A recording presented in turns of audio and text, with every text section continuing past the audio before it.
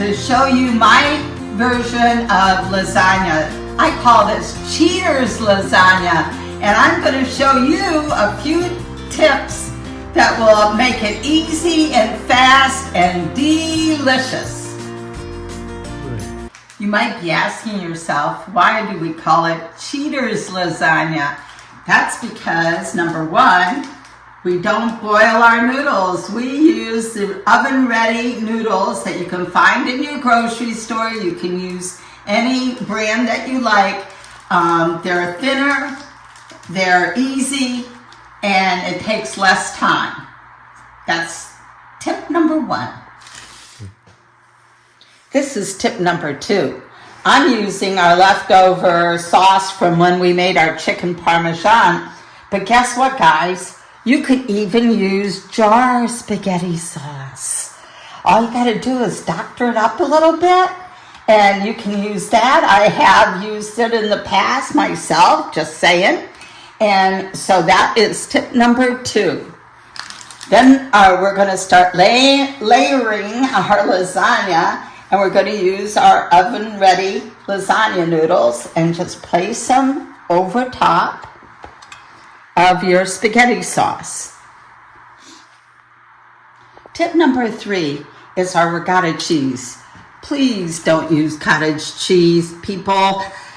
My mother would absolutely have a heart attack if I ever used cottage cheese. You don't want runny lasagna, so I always put an egg in it. Tip number four, and we beat it into the ricotta cheese. My main goal is to keep this lasagna kind of dry, that it is not real watery. We're going to beat that in real well, and that's going to be our next layer. Okay, we mix that egg in really well, so we're going to place that over our lasagna noodles and just spread it. You can use as much or as little as you like, but it does add body and flavor to the lasagna. Doesn't matter if you get sauce on it or anything. Nobody's going to see this layer, trust me.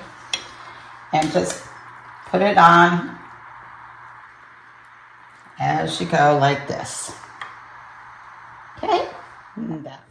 I already cooked the ground beef, and you got to make sure that you drain it real well, that it's pretty dry, and that's going to be our next layer. Now, some people use sausage, some people put mushrooms in their lasagna. Whatever you want to do is fine.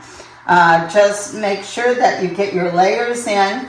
So that's our next layer, and then our final layer is going to be mozzarella cheese. And I like a lot of cheese in mine, so that's going to be our next layer. Look how easy this is.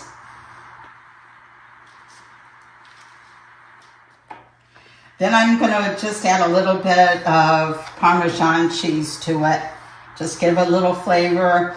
Don't forget, we have a lot of spices in our sauce, so don't have to overspice this. I like to add just a little bit more of garlic powder, and voila, we're done. Now we're just going to do the same thing all over again. Sauce, the noodles, the meat, the ricotta, and then the mozzarella cheese.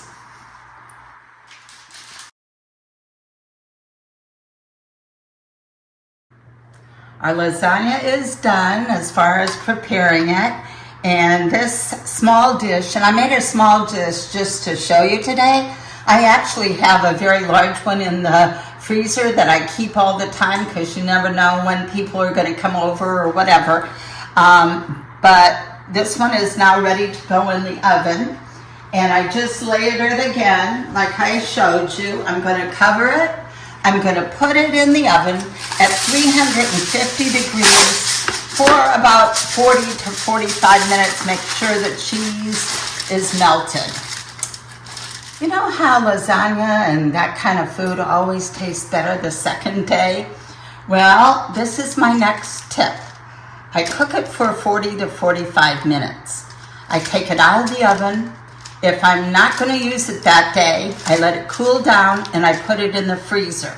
If I am going to use it that day, I make it in the morning, I cook it like that, I let it cool down, and then I just cook it back, put it back in the oven at 350 and cook it for another 45 minutes, and it's done. And that way it's not watery, it has absorbed, and it always tastes better the second day. I really hope that you enjoyed my Cheaters lasagna. When this is done, we are going to cook it now, and when it's done, we'll show you the end result. My lasagna is ready. I cooked it first for 40 minutes covered, and then I took the covering off, and I cooked it again after it cooled down, and I cooked it again probably for 30 minutes covered and 15 minutes uncovered. Remember, everything is already cooked in here. So we're just trying to get the cheese melted and all the ooey gooey. Now I'm going to have Papa taste it. Some people like a little bit more of marinara sauce on the top, which we're going to do for him. And we're going to see how it turned out. Boy, favorite part of my job right here. Taste this.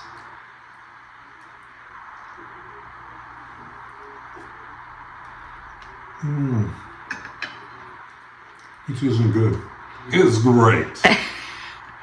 This is the man behind the camera who's been my director, my friend, and my husband for 52 years. Known to Calvin as Papa. Bon appetit. Hope you enjoyed this video and come back and see me again. Everyone loves Nana.